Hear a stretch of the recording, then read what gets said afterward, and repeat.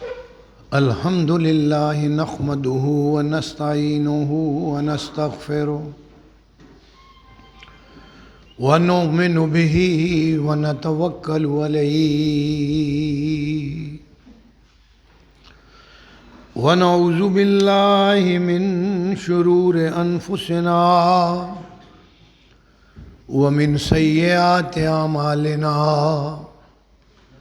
من يهده الله فلا مضل له ومن يضلله فلا هادي له ونشهد أن لا إله إلا الله ونشهد أن محمدا عبده ورسوله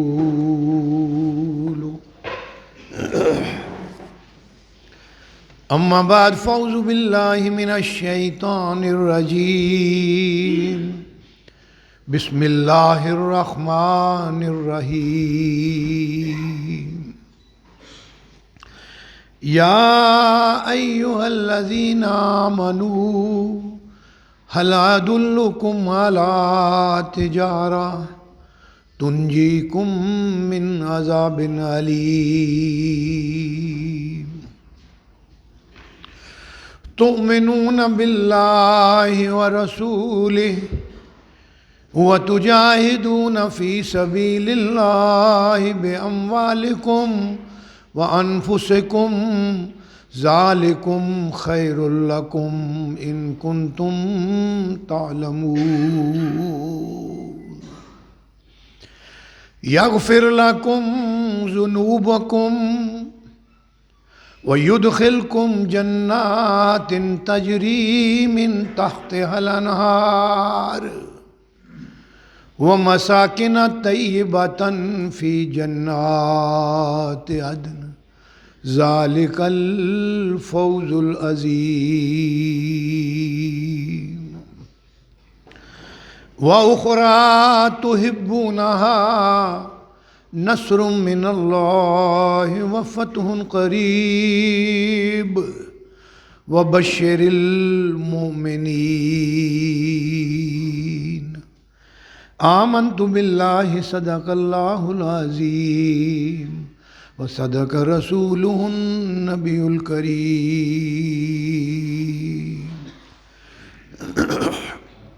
برادر محترم حضرت مولانا سیف الرحمان صاحب، جناب مولانا عنایت الرحمان صاحب، محترم عمرہ اضلاع، میرے انتہائی دل و جان سے عزیز رائے حق کے ساتھیوں، دوستوں، میرے عزیز نوجوانوں،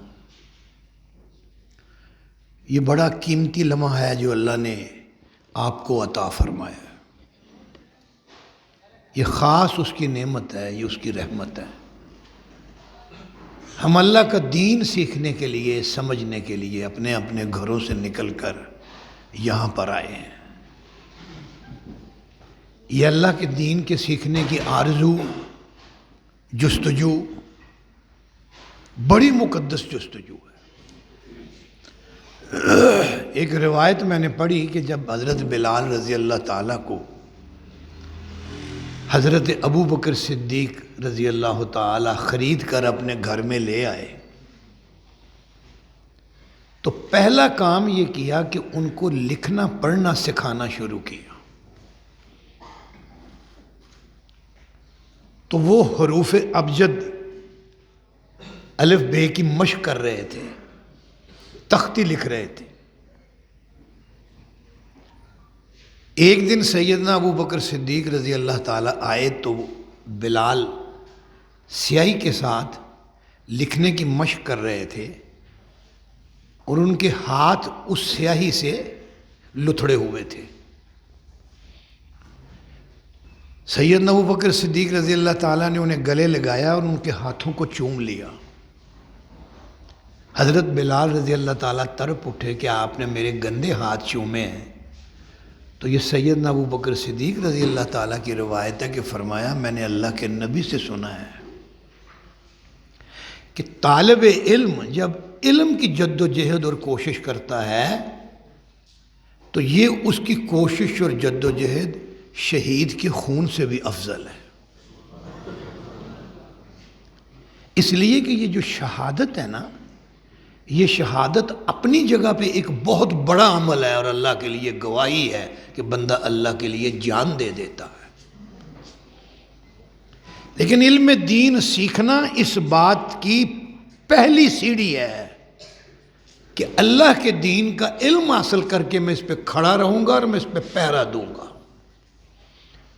اور یہ پوری زندگی کا عمل ہے۔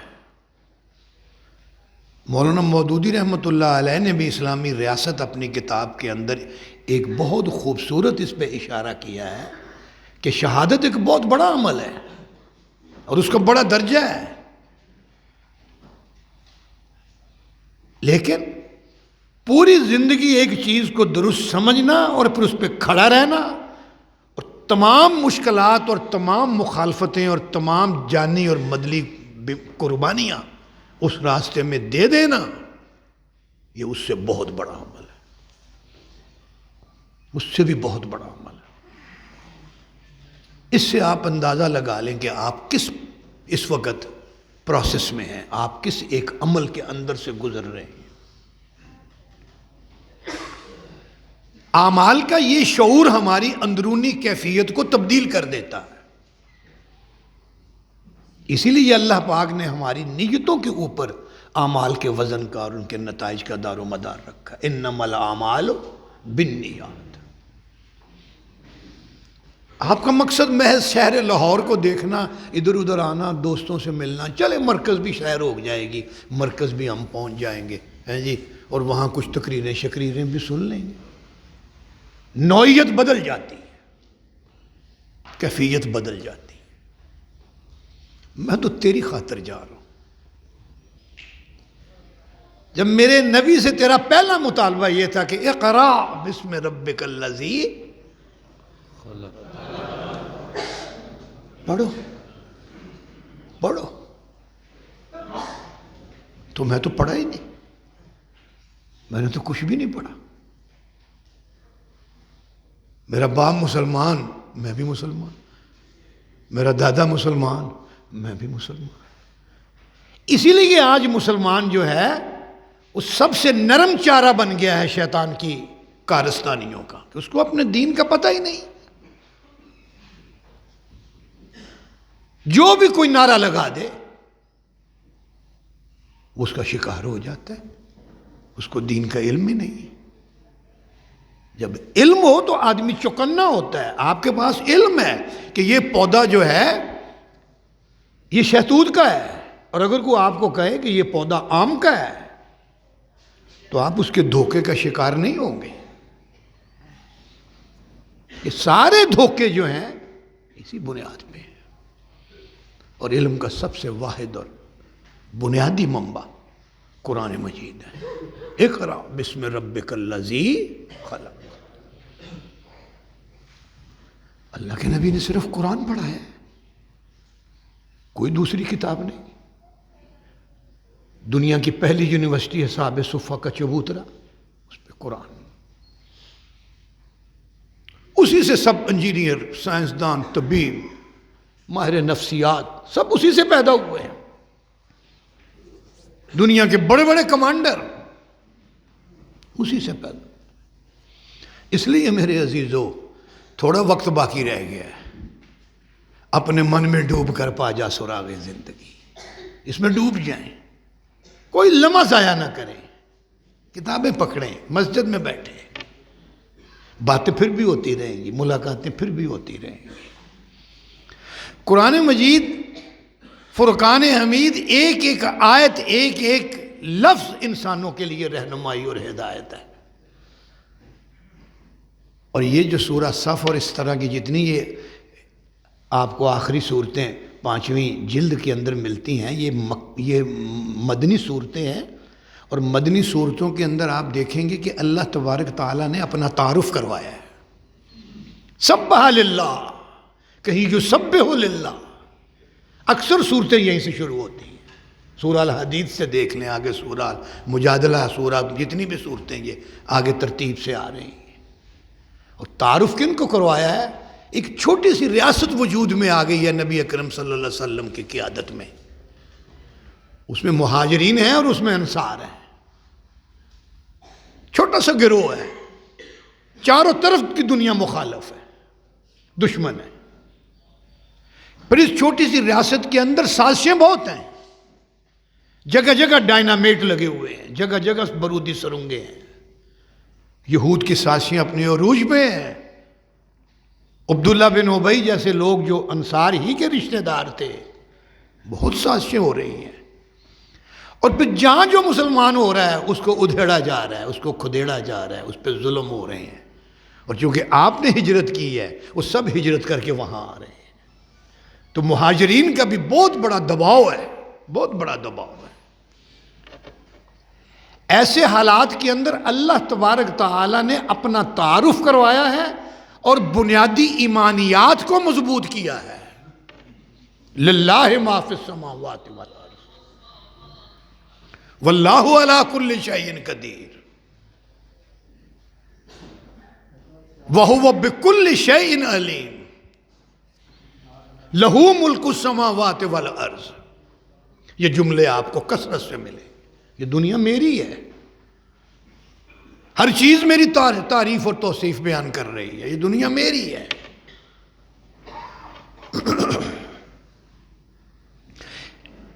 یہ ایک خاص مقام آیا ہے ان مدنی صورتوں کے اندر، جس میں اللہ تبارک تعالیٰ نے ایک عجیب و غریب انداز سے اپنے ماننے والوں سے بات کی ہے۔ یا ایھا الذین آمنوا، اللہ انسانوں سے بھی خطاب کرتے ہیں، یا ایھا الانسان ما غرک بربک الکریم۔ اللہ انسانوں سے بھی خطاب کرتے ہیں، اللہ مومنوں سے خطاب کرتے ہیں، یا بنی آدم، اللہ بنی آدم سے بھی خطاب ایسے فرماتے ہیں۔ یہ خطاب کے مختلف عنوانات ہیں، مختلف طرز تخاطب ہیں۔ اب ایمان والوں کو خطاب ہے، یا ایھا الذین آمنوا،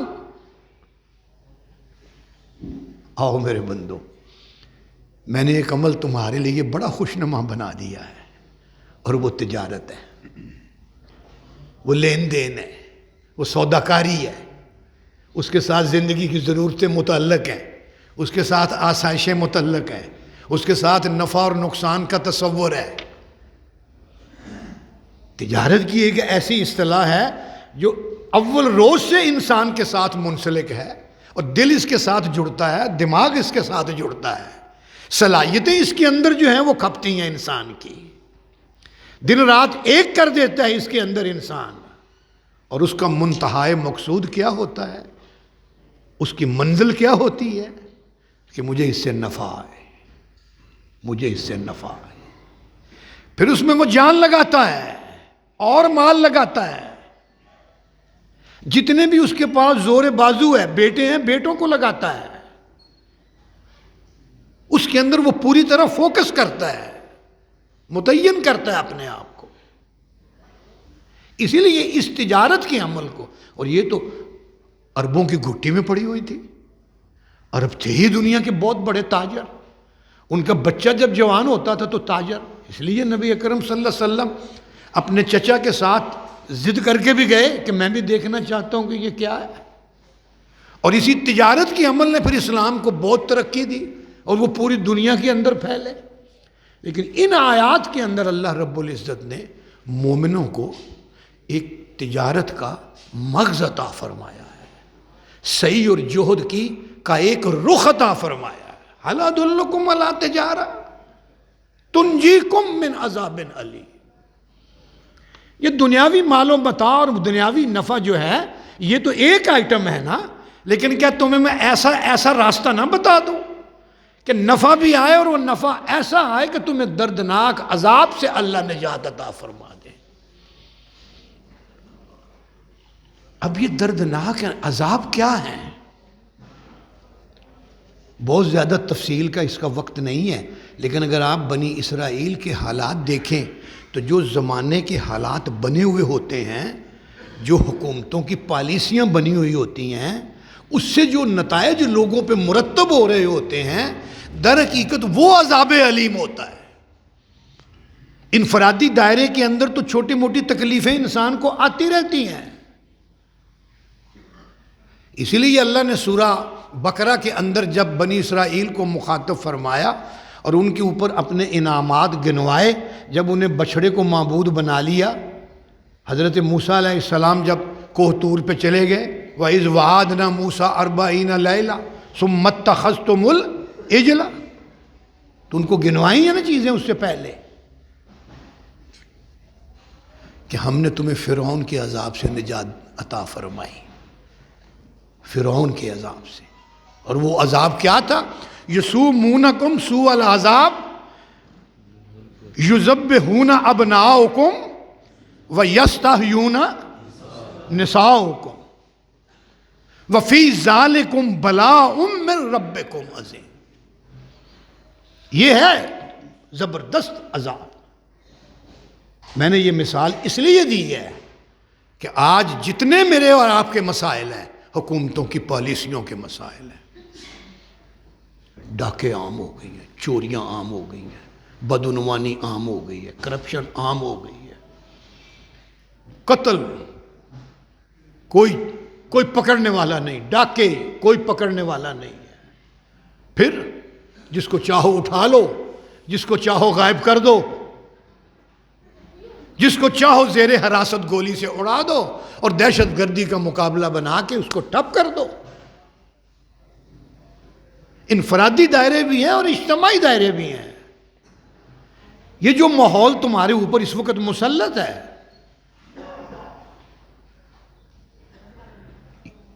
یہ تمہاری اسی اعمال کا نتیجہ ہے، ایسی تجارتوں کا نتیجہ ہے کہ تم مال میں مصروف ہو گئے ہو، اپنے خالق کو بھول چکے ہو۔ اس کے نتیجے میں جتنے آلام و مصائب ہیں یہ تمہارے اوپر سارے کے سارے وارد ہو۔ هل ادلکم علی تجارہ تنجیکم من عذاب علیم۔ گویا تمہاری ہر تگ و دو کا مرکزی نقطہ اللہ کی خوشنودی اور اس کے نتیجے میں اس عذاب سے نجات۔ ربنا آتنا فی الدنیا، پڑھو آگے، حسن حسن۔ ابھی تو ہم ادھر نہیں جا رہے ہیں نا آخرت کی طرف، ابھی تو یہاں بات ہو رہی ہے نا، یہ تنجیکم من عذاب حسنہ۔ اب حسنہ کیا ہے؟ حسنہ کیا ہے؟ ہم اسکول جائیں، ہمارے بچوں کو اچھی تعلیم ملے، ہم ہاسپٹل جائیں، ہمیں کو اچھی صحت ملے، ہم سودا کریں اطمینان کے ساتھ کریں کہ یہاں 2 نمبری نہیں ہوگی، ہم معاملہ کریں ہمیں اطمینان ہو کہ جو غلط کاری کرے گا قانون اس کو پکڑے گا، اس کو سزا ملے گی۔ ایسا معاشرہ، عزت بھی محفوظ ہو، ایمان بھی محفوظ ہو، عقیدہ بھی محفوظ ہو، کوئی اللہ اور اللہ کے رسول کے خلاف آواز بلند نہیں کرے گا، کوئی سڑکوں کے اوپر ایسے بینر نہیں لگیں گے جو ہمارے مجموعی ایمان اور عقیدے کے خلاف ہوں، جیسے آج ہمارے ملک میں ہو رہا ہے۔ تؤمنون باللہ، تو آؤ اس کی پہلی کڑی میں تمہیں بتا دیتا ہوں۔ جو بھی تگ و دو کر رہے ہو نا، جو کچھ بھی تم کر رہے ہو نا، آؤ کرو، لیکن سب سے پہلی بنیادی چیز ہے کہ تم اللہ پہ ایمان لے آؤ اور اللہ کے رسول پہ ایمان لے آؤ۔ قرآن مجید کے اندر مومنوں کے ساتھ یہ مطالبہ بڑا معنی خیز ہے اور کئی دفعہ کئی جگہوں پہ آیا ہے۔ یہ بھی سورہ البقرہ ہے کہ یا ایھا الذین آمنوا آمنوا باللہ، ایمان والو ایمان لاؤ اللہ پہ، ورسولہ والکتاب الذی نزل علی رسولہ، ایمان والو ایمان لاؤ۔ گویا اس عذاب علیم سے نجات تمہارا ایمان ہے، تمہارا ایمان ہے۔ اب آدمی سوچتا ہے کہ یہ کیسے یہ ہے، لیکن اگر وہ سوچے کہ ایمان ہے کیا، ایمان ایک فوق الطبع، ایک ایسی ہستی کا تصور ہے، ایسی ہستی کا تصور ہے کہ جو دیکھ رہی ہے، جو سن رہی ہے، جو جان رہی ہے، اور جو اتنی بلند و بالا ہے کہ ہر چیز اس کے تابع ہے، اور بالآخر مجھے اس کے سامنے کھڑے ہونا ہے، مجھے جواب دینا ہے، میں مر بھی جاؤں تو یہی ایمان ہے نا، اور وہ اللہ رب العزت کی ذات ہے۔ کوئی نفع نہیں دے سکتا بجز اس کے، کوئی نقصان نہیں دے سکتا بجز اس کے۔ یحیی و یمیت وتعز من تشاء وتذل من تشاء واللہ یرزق من یشاء بغیر حساب۔ یہی 4-5 چیزیں ہیں نا، زندگی اور موت کا خوف۔ یہ سارے تصورات ملا کے ایک ہستی میں مرتکز کر دینا اور اسے اپنے اوپر ہر وقت نگہبان سمجھنا، ایک زندہ اور جاوید تصور۔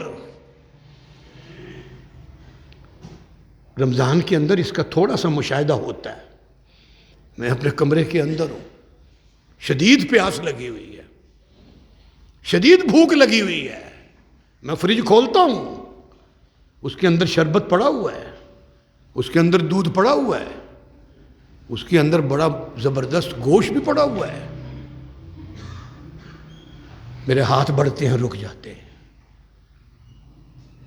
میرا اللہ دیکھ رہا ہے۔ روزہ وہ واحد عبادت ہے کہ جس کے اندر یہ تصور غالب رہتا ہے۔ باقی ہر نماز کی ایک بدنی کیفیت ہے جو ظاہر میں متعین ہوتی ہے۔ آپ نماز میں کھڑے ہیں نا، ایک شکل آپ کو بنانی پڑے گی۔ آپ نہیں کہہ سکتے میں نے نماز پڑھ لی ہے۔ کہاں پڑھ لی ہے؟ بس میں نے اپنے اندر پڑھ لی، کوئی نماز نہیں ہے اندر کی۔ صف میں آنا پڑے گا، امام کے پیچھے آنا پڑے گا، ہاتھ آپ کو باندھنے پڑیں گے۔ یہ حضرت کو جگائیں نا، ذرا دھیان سے بیٹھے، ناشتہ لگتا ہے ذرا خوب کیا ہے۔ ہاں، حلوہ تو نہیں کھلایا آج آپ نے؟ ہیں؟ حلوے کے شوق میں۔ اچھا، حلوے کے شوق میں نیند آ رہی ہے۔ واحد روزہ جس کی کوئی ظاہری کیفیت نہیں ہے، رب جانتا ہے اس کا روزہ ہے، اور مجھے یہ مشق ہوتی ہے کہ میرا رب دیکھ رہا ہے، میرا رب دیکھ رہا ہے۔ وہ بازار میں کھڑا ہے، دکاندار نے پرچی بنائی ہے، سامان 10 کلو لکھا ہے، اس کا سامان تو 20 کلو ہے، دکاندار کو یاد نہیں رہا، اور پرچی اس کے ہاتھ میں آئی ہے، وہ کہتا ہے نہیں یہ ٹھیک کرو، 10 کلو نہیں ہے، یہ 20 کلو ہے۔ تو میں نے تو لکھ دیا تو تم پیسے دیتی اور چلے جاتے؟ نہیں، میرا رب دیکھ رہا ہے، میرا رب دیکھ رہا ہے۔ حضرت ابو ذر غفاری رضی اللہ تعالیٰ کے منہ سے ایک دن نکل گیا بلال رضی اللہ تعالیٰ کے بارے میں، اے حبشن ماں کے بیٹے۔ فوراً احساس ہوا یہ میں نے کیا جملہ بول دیا، فوراً احساس ہوا، بلال مجھے معاف کر دو، بلال مجھے معاف کر دو۔ حضور میرے شیخ ہیں آپ میرے سید ہیں، کوئی بات نہیں، یہ کیا جملہ ہے؟ نہیں بلال، تم نے مجھے معاف نہیں کیا، تم نے مجھے معاف نہیں کیا۔ بالآخر زمین پہ لیٹ گئے اور یہ اپنے گال مٹی پہ رکھے۔ بلال تب تک مجھے یقین نہیں آئے گا کہ تم نے مجھے معاف کر دیا ہے، اپنا یہ پاؤں میرے گال پہ رکھو، میرے اندر کا یہ جو ہے نا، اس کو ذرا سمجھ آ جائے۔ کیوں؟ میرا رب دیکھ رہا ہے۔ آپ کا بازار درست ہو جائے گا، آپ کی منڈی درست ہو جائے گی، آپ کا مکتب درست ہو جائے گا۔ پولیس افسر اللہ دیکھ رہے، اس کو کیوں بند کیے، اس کے کیوں قتل کا پرچہ ڈالنا ہے، اس کے اوپر کیوں منشیات ڈالی ہے؟ تیرے اوپر کو رب ہے؟ ہاں جی ہے، تم نے جانا نہیں ہے اس کے پاس؟ واحد ذریعہ ہے بے لگاموں کو لگام ڈالنے کا، خود سروں اور متکبروں کو لگام ڈالنے کا واحد ذریعہ ہے۔ یہ جتنے مرضی فنڈ دیتے جائیں، جتنے مرضی کورس کرواتے جائیں، جتنی مرضی ان کو بلٹ پروف گاڑیاں دیتے جائیں، تھانے ایک کی جگہ 10 بنا لیں، کبھی جرم ختم نہیں ہوگا۔ انسان سدھرے گا تو جرم ختم ہوگا۔ انسان کو سدھارنے کا الہی نسخہ تؤمنون باللہ، تؤمنون باللہ۔ اب زیادہ اس کی تشریح کا اس وقت نہیں ہے، لیکن جنگ ہو، میدان ہو، کچھ ہو، دشت و دشت سے ہی دریا بھی نہ چھوڑے ہم نے، بحر ظلمات میں دوڑا دیے گھوڑے ہم نے۔ پانی کون ہے؟ پانی کیا ہے؟ پانی مارے گا، میرا رب مارتا ہے۔ پانی کے اوپر چل کے گزر گئے۔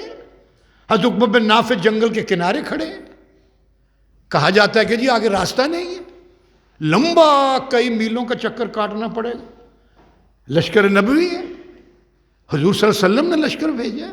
کہا اچھا چکر بہت لمبا ہے، کہ جی مجبوری ہے۔ کیوں مجبوری ہے؟ کیا ہے اس میں؟ کہ جی سانپ ہیں، بچھو ہیں، چیتے ہیں، شیر ہیں۔ کس کی مخلوق ہے؟ اللہ کی۔ تو تم اللہ کے لیے نکلے ہو نا، کہ اپنی ذات کے لیے نکلے ہو؟ اللہ کے لیے نکلے تو یہ راستہ کیوں نہیں دیں گے؟ آپ ایک ٹیلے پہ کھڑے ہو جاتے ہیں اور جنگل کے درندوں سے مخاطب ہوتے ہیں۔ بکثرت صحابہ اس واقعے سے کی روایت کر رہے ہیں کہ ہم نے اپنی آنکھوں سے دیکھا ہے راستہ بن رہا ہے۔ یہ افغانستان کا جہاد آپ نے گزارا ہے، بہت ساروں کی مت ماری گئی ہے جن کو اللہ نے توفیق نہیں دینی تھی۔ یہ کشمیر کا جہاد ہمارے بچوں کے ہاتھوں سے اللہ نے معجزے سرزد کروائے ہیں۔ کہیں بچھو راستہ دے رہے ہیں، کہیں سانپ راستہ بنا رہے ہیں، کہیں شیر ان کو اپنی منزلوں پہ پہنچا رہے ہیں۔ بنیاد کیا ہے؟ تؤمنون باللہ ورسولہ۔ اس کی بھی بڑی تشریح ہے میرے عزیزو۔ یہ مرکز و محور ہے، یہ میرا مرکز و محور ہے، یہ میرا مدار ہے، اس کے گرد میں نے گھومنا ہے۔ مجھے عدم سے وجود میں کون لایا؟ میرے اندر روح کس نے پھونکی؟ میری آنکھیں کس نے بنائیں؟ میرا دل کس نے بنایا؟ یہ میرا جسم، آپ کی شخصیت بڑی ہے ماشاءاللہ، ٹھیک ہے، بڑے خوبصورت ہیں آپ، تو اس میں آپ کا کیا کمال ہے اور اس میں میرا کیا کمال ہے؟ کیا رنگ آپ نے اپنا بنایا ہے یا میں نے اپنا بنایا ہے؟ تو سب میرے رب کا کمال ہے۔ آپ کی پیشانی بڑی چوڑی ہے ماشاءاللہ، آپ کے چہرے میں کشش بہت ہے، تو میرے رب کا کمال ہے۔ اور پھر میری مسلسل سانسیں آ رہی ہیں، میرا دماغ مسلسل کام کر رہا ہے۔ ذرا میرے نوجوان اس کو خاص طور پر سمجھیں، میری سانس کی ڈوری کو کون بحال کیے ہوئے ہے؟ یہ میری آنکھوں کے اندر صرف بصارت نہیں ہے، اس میں بصیرت ہے۔ مجھے پتہ ہے یہ رسی ہے، مجھے پتہ ہے یہ سانپ ہے، مجھے پتہ ہے یہ سڑک ہے، اور مجھے پتہ ہے یہ کھائی ہے، یہ بصیرت ہے۔ مجھے گردے جن کا میں جانتا ہی نہیں کہ عمل کیا ہے، گردے کے اندر سائنسدانوں نے اب دریافت کیا ہے کہ ہر گردے کا ایک دماغ ہے، گردے کا دماغ، اور جب اس کے اندر سے چیزیں گزرتی ہیں وہ دماغ فیصلہ کرتا ہے کہ اس کو ادھر ڈالنا زہر ہے، یہ پوٹاشیم آئی ہے، یہ سوڈیم آئی ہے، یہ سلفر آئی ہے، اس وقت اس کو کتنی پوٹاشیم کی ضرورت ہے، کتنا الیکٹرانک سسٹم ہے، یہ فلانے کے پھیپھڑوں میں پانی بھر گیا ہے، یہ فلانوں کی ہڈیاں جو ہیں یہ گلنا شروع ہو گئی ہیں، ایسی بیماریاں نکل آئی ہیں۔ گردہ فیصلہ کرتا ہے، اس دماغ اس کا فیصلہ کرتا ہے کتنی چیزوں کو رکھنا ہے اور کتنی چیزوں کو نکالنا ہے۔ یہ بھی بڑا لمبا موضوع ہے، بڑا لمبا موضوع ہے میرے عزیزو، اسی کے گرد میں نے گھومنا ہے، وہی میرا سب سے بڑا رہنما اور لیڈر ہے۔ پھر محمد رسول اللہ صلی اللہ علیہ وسلم، تؤمنون باللہ ورسولہ۔ ایسے ہی میں کسی کا جھنڈا اٹھا لوں اور واہ اللہ کے ہاں حاضر نہیں ہوتا، اس کے لیے میں بسیں بھر کے جاتا ہوں، کیا اس کا میری زندگی میں مقام ہے؟ اس لیے کہ میرے دل کو اچھا لگے۔ میرے دل کو رب اچھا کیوں نہیں لگتا؟ میرے دل کو رسول پاک صلی اللہ علیہ وسلم اچھے کیوں نہیں لگتے؟ تو جو اچھا لگے آدمی تو اس کا عاشق ہو جاتا ہے۔ اس لیے فرمایا تمہارے ماں باپ سے زیادہ، تمہاری اولاد سے زیادہ، تمہاری اپنی جان سے زیادہ جب تک رب عزیز نہیں ہوگا اور محمد رسول اللہ صلی اللہ علیہ وسلم عزیز نہیں ہوں گے، تمہاری یہ کشتی منزل مراد پہ نہیں پہنچ سکتی ہے۔ تم جن سے محبت کرتے ہو پھر وہی تمہیں مل جاتے ہیں۔ اولاد سے محبت کرتے ہو کل صدمہ ملتا ہے، بیوی سے محبت کرتے ہو بیویاں بھی چھوڑ جاتی ہیں، لیڈروں سے محبت کرتے ہو تو لیڈروں کا حال دیکھ لو، کب سے یہ محبتیں ہو رہی ہیں اور ملک دن بدن نیچے ڈوبتا چلا جا رہا ہے۔ دن بدن پوری دنیا ہنس رہی ہے کہ یہ بے ضمیر لوگ جن کو جب چاہے جہاں چاہے استعمال کر لے، یہ پاکستان کی لیڈرشپ ہے۔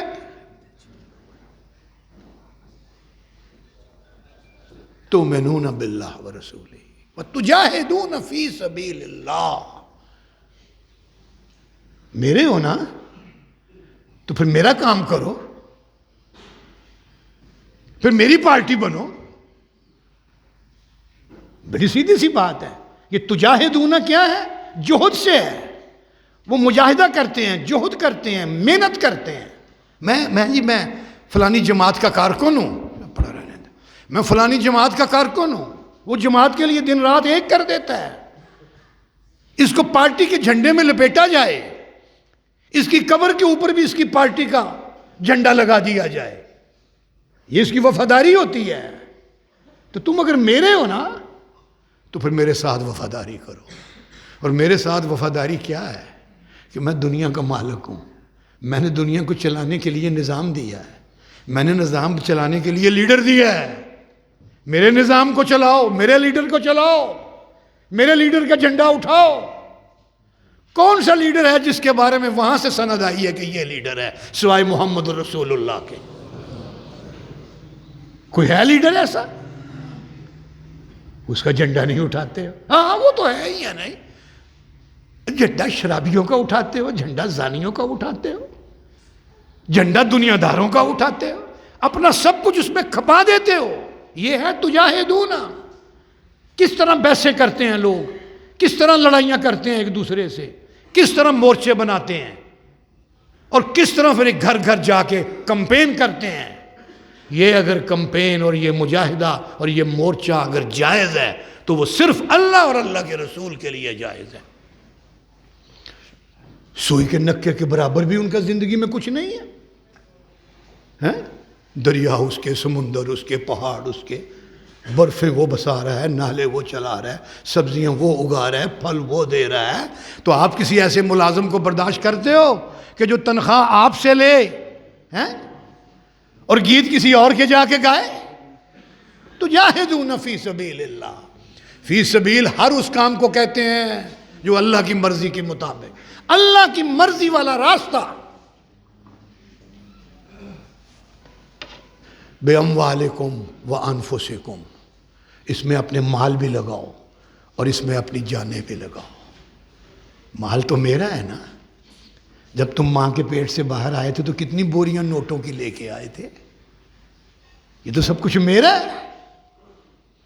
ڈبویا مجھ کو ہونے نے، نہ ہوتا میں تو کیا ہوتا۔ آج چودھری ہو، انجینئر ہو، سینیٹر ہو، ممبر اسمبلی ہو، جو کچھ بھی ہو، یہ تو میری وجہ سے ہو۔ ابھی پھونک نکل جائے تو سینیٹر کہاں ہے؟ ابھی ایک پیچ ڈھیلا کر دوں تو تم گندی نالیوں کا پانی پی رہے ہوگے، ہیڈ ماسٹر رہ سکو گے؟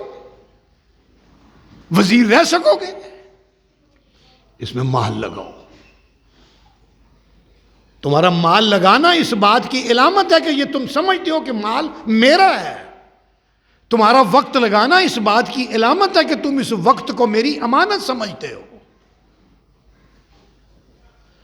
یار تم بازار گئے تھے، تیرے ساتھ پاس پیسے تھوڑے تھے، تو تیرے پاس اپنے پیسے تھے نا، تو تم یہ چیز تو لے آتے، وہاں سے پھر جانا پڑے گا۔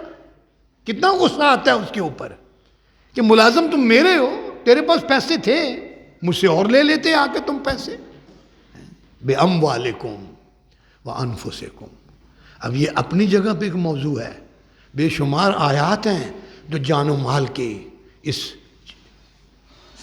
صرف کے اوپر اللہ تبارک تعالیٰ نے کہیں قرض سے تشبیہ دی، من یقرض اللہ قرضا حسنا۔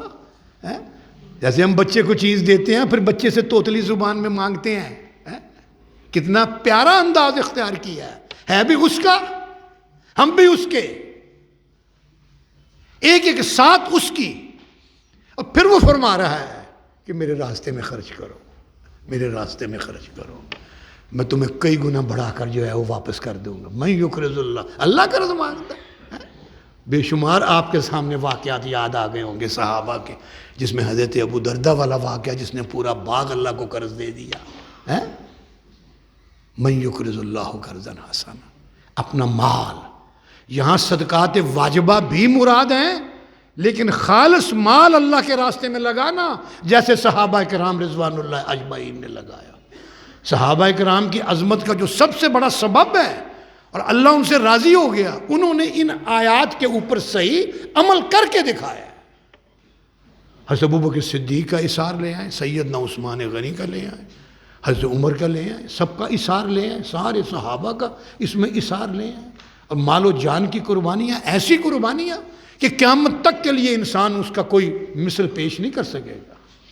ذالکم خیر لکم ان کنتم تعلمون، اور یہ تمہارے لیے بہتر ہے اگر تم جان جاؤ تو۔ میرے راستے میں جدوجہد سب سے بہتر ہے، میرے راستے میں جدوجہد۔ پارٹیوں کے لیے کرتے ہو تو لیڈر کو کیا پتہ کہ تم کہاں اور کیا کر رہے ہو، ان کی تو اپنی کمر کے اوپر چونٹی چڑھ جائے تو اس کا پتہ نہیں ہوتا۔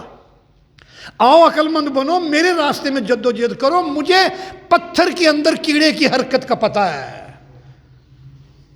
مجھے سمندر کی تہوں کے اندر مخلوقات کی کیفیت کا پتہ ہے، تم سوچتی ہو مجھے تمہارے دل اور خیال کا پتہ ہے۔ یار پیسہ وہاں لگانا چاہیے جہاں سے ذرا پرافٹ زیادہ آئے، یہ تو ہم سمجھتے ہیں نا۔ اچھا یہ کمپنی فیل ہو گئی ہے، یہاں پیسہ نہیں لگانا، یہ صاحب دیوالیہ ہو گئے ہیں، ان کو پیسہ نہیں لگانا۔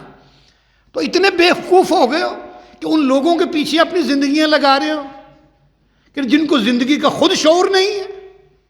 اب میں کسی لیڈر کا نام یہاں پر نہیں لیتا، آپ خود سمجھتے چلے جائیں، جن کو خود اپنی زندگی کا شعور نہیں ہے، جو خود نہیں سمجھتے کہ اسلام کیا ہے اور یہودیت کیا ہے، جو خود نہیں سمجھتے کہ قارون نے کتنا مال جمع کر لیا تھا اور اس کا نتیجہ کیا نکلا تھا،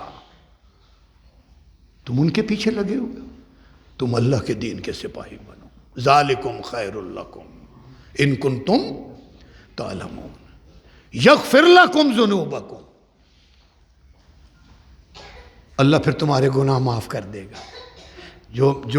جو ملازم ہمارا کام کر رہا ہو اور بڑی جان فشانی سے کام کر رہا ہو، اس سے غلطیاں ہو جائیں تو اس کی غلطیوں پہ بھی پیار آتا ہے۔ بولو آتا ہے کہ نہیں آتا؟ یہی اس کا ترجمہ ہے۔ میرے راستے پہ چلو گے نا، میرے اوپر ایمان لا کے چل رہے ہو نا، میرے نبی کو نمونہ بنا کے چل رہے ہو نا، اور اس راستے میں اگر تم کو غلطیاں کر جاؤ گے تو بالکل نہ گھبرانا۔ یغفر لکم ذنوبکم، مجھے تمہاری غلطیوں پہ بھی پیار آئے گا کہ تم غلطی کر کے پھر سجدہ مجھے کرو گے، یہ میری بڑائی قبول کرنا ہے، تم مجھے سجدہ کرو گے، تم میرے آگے ہاتھ اٹھاؤ گے، یا اللہ غلطی ہو گئی ہے، یا اللہ معاف فرما دے، مجھے ایسی زبان نہیں استعمال کرنی چاہیے تھی، مجھے اس کے ساتھ جھگڑا نہیں کرنا چاہیے تھا، یہ نہیں کرنا چاہیے تھا، وہ نہیں کرنا چاہیے تھا۔ وَيُدْخِلْكُمْ جَنَّاتٍ تَجْرِي مِن تَحْتِهَا الْأَنْهَارُ، اور تمہیں داخل کروں گا کہاں؟ ایسے باغوں میں جن کے نیچے نہریں بہہ رہی ہوں۔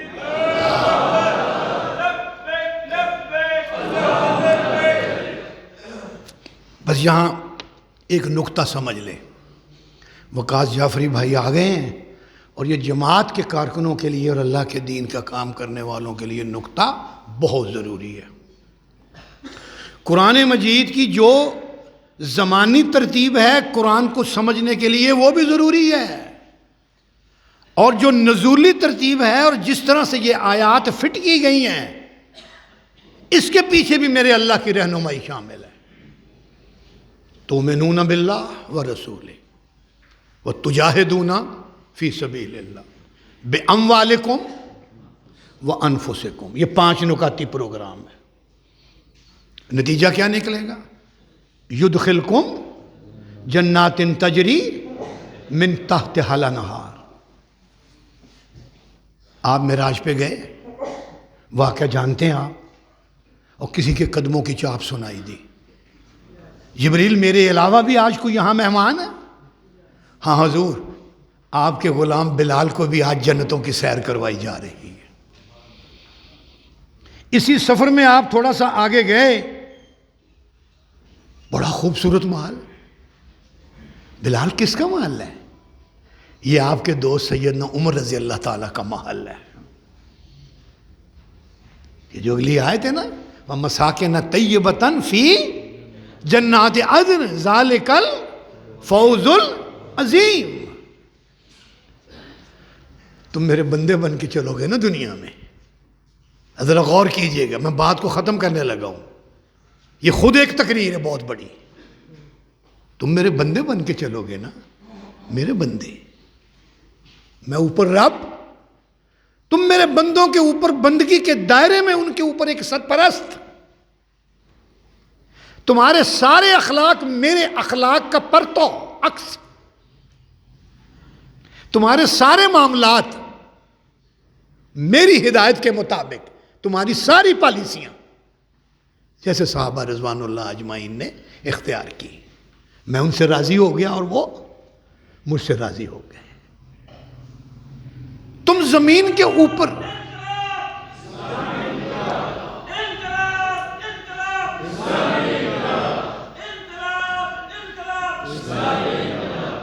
اسلامی انقلاب کی بڑی بڑی تھیوریاں لوگ نکالتے ہیں. تھیوری وہی ہے جو قرآن کی کسوٹی کے اوپر درست ہو. تم اس دھرتی کے اوپر میرا عکس بن جاؤ گے میرے نبی کی طرح. وَمَا أَرْسَلْنَاكَ إِلَّا رَحْمَةً لِلْعَالَمِينَ. کوئی عمل تم سے ایسا صدور نہیں ہوگا جو میری اس تعلیم کے دائرے سے لگا نہ کھاتا ہو. میں رحمان ہوں، تم بندگی کے دائرے میں رحمان ہو. میں رحیم ہوں، تم بھی رحیم ہوگے. میں ستار العیوب ہوں، تم بھی بندگی کے دائرے میں ستار العیوب ہوگے. میں رزاق ہوں، تم بھی بندگی کے دائرے میں رزاق ہوگے. میں خوش اخلاقی کو پسند کرتا ہوں، تم خوش اخلاقی کا نمونہ ہوگے. ساری صفات عالیہ، صفات عالیہ یہ تمہارے اندر، اور تم دنیا میں چل رہے ہوگے اور تختیاں تمہاری صحابہ کی طرح جنتوں میں لگ جائیں گی. پھر یہ گروہ ہوگا جس کو میں دنیا کی امامت دوں گا. سن 70 کا الیکشن تھا، تیسرا دن تھا. سید مودودی رحمۃ اللہ علیہ نے کارکنان کا اجلاس بلایا. میں فرسٹ ایئر کا طالب علم تھا اور ایک جملہ سناتا ہوں اس تقریر کا. ویسے وہ لے کے آپ پڑھیں، آنکھیں کھول دینے والی تقریر ہے. کہا مجھے اس فیصلے سے جو عوام نے دیا ہے یہ یقین ہو گیا ہے کہ میرا رب اپنے بندوں کے بارے میں اتنا ظالم معاذ اللہ نہیں ہے کہ وہ اہل حق کے ہوتے ہوئے ان کو ظالموں کے حوالے کر دے. اس سے یہ بات لازم آتی ہے کہ ہمارے اندر ابھی وہ اوصاف پیدا نہیں ہوئے جو اس حکومت الہیہ کے کارکنوں کے اندر پیدا ہونے چاہیے. سبب کچھ اور ہے جسے تو خود سمجھتا ہے. اصل سبب یہ ہے، تم اس سبب کو دور کرو، اس کو اختیار کرو اور میرے معاشرے کے اندر جان و مال سے جہاد شروع کرو اور اپنے آپ کو مکمل طور پر میری صفتوں سے متصف کر کے کارکن بنو. میں تمہاری وہاں تختیاں لگا دوں گا اور یہاں خود بخود تمہاری تختیاں لگ جائیں گی اور دنیا کا انقلاب تمہارے ہاتھ میں آ جائے گا. وہ جو آخری آیت ہے نا، جی نصر من اللہ وبشر المومنین وَأُخْرَى تُحِبُّونَهَا نصر من اللہ وفتح قریب. یہ ترتیب ہے. اس 5 نکاتی پروگرام کو اختیار کرو. کامیابی کا یہ تصور اپنے ہاتھ سے پکڑ لو، اپنے ہاتھ سے پکڑ لو. یہ میرے پاس کم از کم 3-4 مقامات ایسے ہیں میں صرف آپ کو اشارہ کروں گا جس میں اللہ پاک نے کامیابی کے اس تصور کی طرف اشارہ کیا ہے. پڑھنا آپ نے خود ہے. یہ پہلی آیت جو ہے، یہ پہلی آیت صبح آپ نے پڑھی ہے. یہ سورہ آل عمران کی 195 نمبر آیت ہے جو آئی ہے صبح قرآن جو پڑھا گیا پہلی رکعت میں. ان فی خلق السماوات والارض واختلاف اللیل لا یغرنک تقلب الذین کفروا فی البلاد. میرے نبی یہ جو کافروں کی اٹھک بیٹھک ہے، جو ان کی مرسڈیز گاڑیاں ہیں، جو ان کے بڑے بڑے بنگلے ہیں، اس سے کسی غلط فہمی میں نہ پڑ جانا. کچھ بھی نہیں ہے. حاذی الحیات الدنیا لہب و لعب. اور میرے عزیزو، اس کے بعد پھر اللہ تبارک تعالیٰ نے ایک آیت جو ہے وہ سورہ الحجر میں فرمائی ہے، وَلَقَدْ آتَيْنَاكَ سَبْعًا مِّنَ الْمَثَانِي. ہم نے تمہیں 7 آیتیں عطا فرمائی ہیں. وَالْقُرْآنِ الْعَظِيمِ. یہ 7 آیتیں ہم نے تمہیں دی ہیں. اس کا کیا نتیجہ نکلنا چاہیے؟ لا تمدن عینیک الا ما متعنا به ازواجا منهم ولا تحزن علیہم واخفض جناحک للمؤمنین. یہ 7 آیتیں جس کو مل جائیں دنیا جہاں مل گئی ہے. اب ان کی جو چلت پھرت ہے، ان کی جو دولت ہے، اس کی طرف نہ دیکھنا، اپنے مشن پہ قائم رہنا. رب راضی تو جگ راضی، یہ ہے تمہاری اصل کامیابی. اللہ پاک سے دعا ہے کہ اللہ ہمیں عمل کرنے کی توفیق عطا فرما دے. وآخر دعوانا ان الحمد للہ رب العالمین. ماشاء اللہ.